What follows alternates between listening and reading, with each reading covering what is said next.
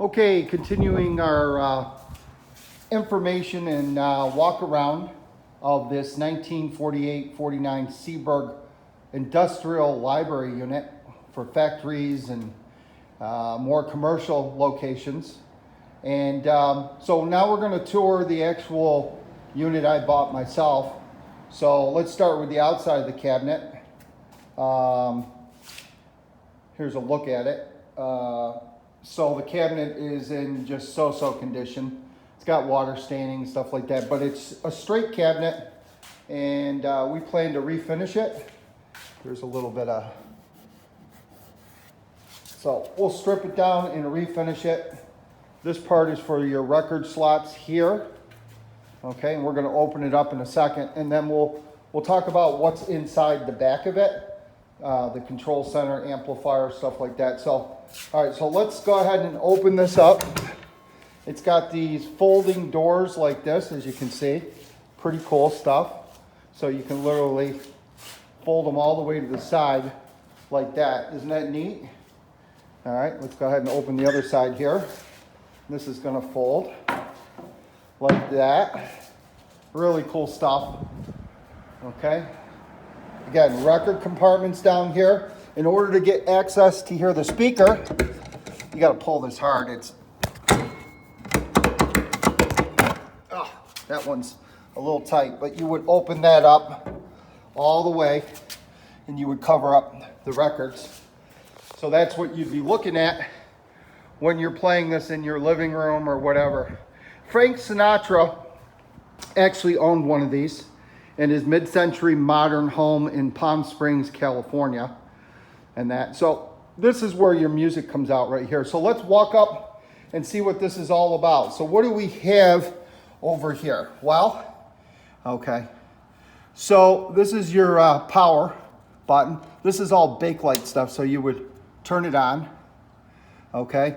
And then when you'd want to start, after you make your selections, and we'll describe that, you would hit like that, and then it would start scanning and selecting.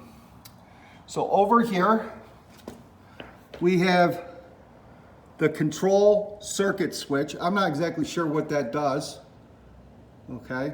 But it's got 3 settings, 1, 2, and 3. Obviously the light would come on for the power there. And then over here you have the program timer.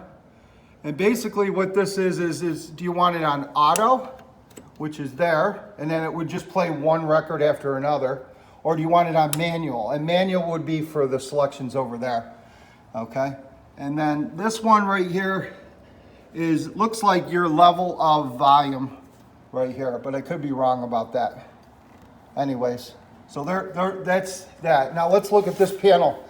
Now this panel is for automation, meaning when you set this timer here, and I don't know how to do it yet, so I'm going to have to figure out how to do it, but you probably pushed out on that. But you're going to set it for how many hours during the day you want, how many sides you want to play, and then you would put it down here, you would put it on auto, and then set this here. Let's say you want to hear 20 records, what time you want it to start, I think, and that's what that would do. All right, so this holds 78 RPM records, 12-inch and 10-inch 78 RPM records. Most people play 10-inch 78 RPM records. So the way this works is this sort of stays, these should all be in the middle. I was cleaning this. So let's get them all into the middle. Anyways, so let's say you wanted to play the A side of side 1, you'd flip that up. You want to play the B side of record 2. You want to play the A, the B, so on and so forth down the line. And you could skip around. You wanted to play this. So they all start in the middle, and then either flip up or down, depending on. And again, there are 100 records that go in here. Let me get these all up in the, okay. So that's how they start. And then again, you just flip up or down. And then the mechanism in the back is what selects it.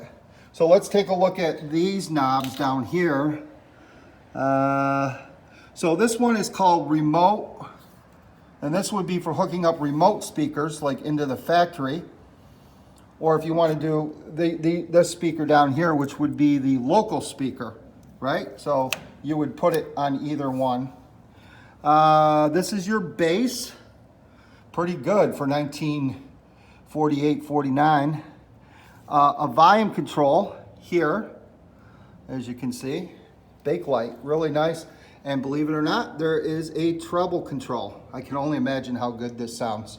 And then it's got this nice brushed, I don't know what you want to call it, but it's in really, really nice shape. And then you just put your records in there and you play them. Isn't that nice? And it's got room for 100 records. So if you can imagine this all redone, the cabinet, probably keep it blonde, but we might go with a darker wood. And there's a light bulb that lights underneath here, a fluorescent light that goes the length of this. And that would be lit up at night. And there you go. That is a look at the Seeburg Library unit from the front.